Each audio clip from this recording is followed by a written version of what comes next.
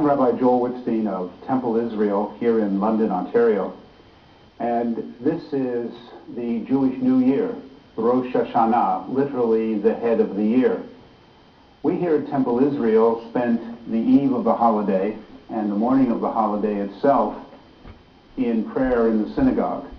But the second day of the holiday, which by and large is not celebrated by liberal congregations, by Reformed congregations, we decided to spend in a variety of activities which we feel relate to the spirit of the holiday.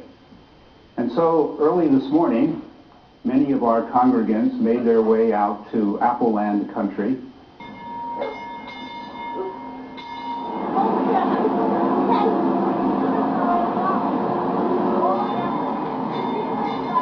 So climb off, I'll grab your ticket. Don't be afraid to try the apples. Don't be afraid to spend some time here. Walk down the rows. Hey, we're here to relax and have a good time. Okay, climb off. I'll grab your tickets when you get off. Thank you very much. And welcome. And their families walked through the groves and picked apples. Apples are used at this time of the year as a sign of sweetness, the sweetness that we hope for in the coming year, the year 5767. And they are traditionally dipped in honey as we ask God for a good and a sweet year. So the family spent well over an hour there, and then at the conclusion of that, made their way back to Temple Israel. When we arrived at Temple Israel, there were several things going on. For example, some of the children were making Rosh Hashanah cards and were decorating them. At the same time, others were getting ready for the potluck lunch, which all of the congregants who were here shared. One of the activities which the boys and girls really like to do is the creation of a tablecloth. We've done this for a couple of years now. Apples are cut in half and dipped in paint, and then they are pressed into a sheet, and the tablecloth, which comes out with these apple prints, is used at a variety of holiday celebrations. It'll be used at Sukkot, for example, at the end of the High Holy Day season. It'll be used later throughout the year at other celebrations, too, as a memory from today.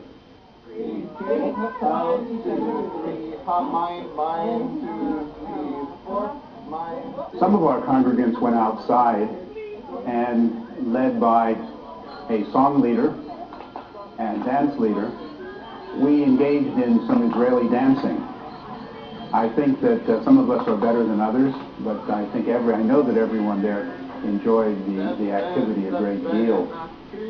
The afternoon came more or less to an end when we made our way down to a creek nearby, and there we took part in what is called tashlich.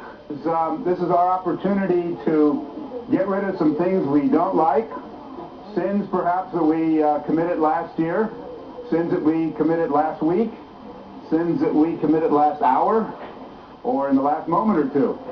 And at the same time, to look ahead to not doing those same types of things in the year ahead, the year 5767. Tashlich means you shall throw, and from the prophet Micah, we read that we shall throw our sins into a place where they will be forgotten. And traditionally that's been understood as flowing water.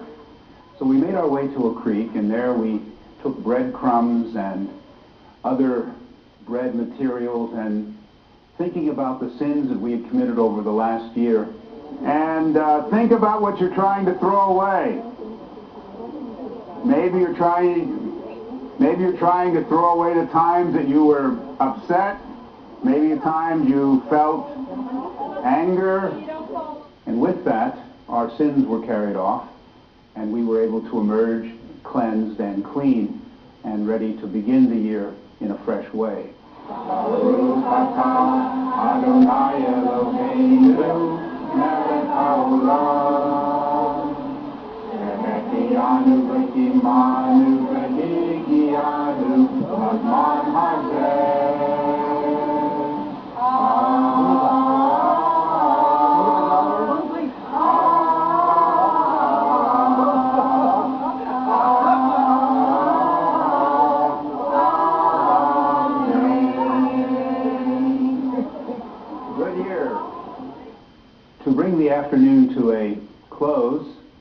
we gathered back at the temple for a closing friendship circle. And there we were able to sing a couple of songs and to express the spirit of the day, a day in which we took great delight as we look forward to moving into the year 5767 and finding a year of compassion, a year of contentment, a year of good health, and indeed a year of peace for all humanity. And that would be our wish, that would be our prayer as we conclude this second day of Rosh Hashanah. Shalom, Shalom, Shalom, Shalom.